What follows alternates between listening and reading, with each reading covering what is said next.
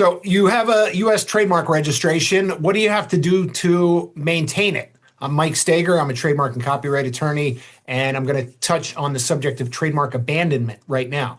So one of the requirements for a U.S. trademark is you have to use the trademark to keep your registration in force.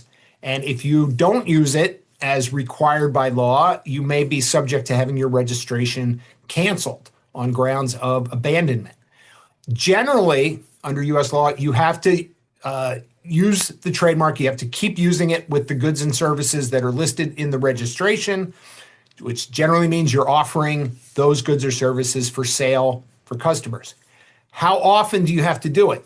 The presumption is if you are not selling with certain goods or services for a period of 3 years and you do not have a documented intent to resume use in the near future, then your trademark can be subject to being abandoned. And how does that happen? Usually a competitor or somebody who wants that mark will file a petition for cancellation based on the grounds that you have abandoned the trademark.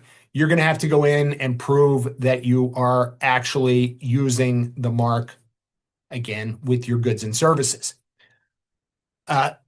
This is something you don't want to leave open. You don't want to have your mark subject to a cancellation petition. What can often happen is a large company that has way more resources than you do can file one of these petitions. Then you're caught up in the Trademark Trial and Appeal Board in a proceeding that can drag on for quite a while before you can get to a resolution, and it can be quite expensive. So don't abandon your trademark if you want to actually keep the trademark registration in force. I'm Mike Steger. I'm a trademark and copyright attorney. If you have any questions about how to keep your trademark active, please give me a call.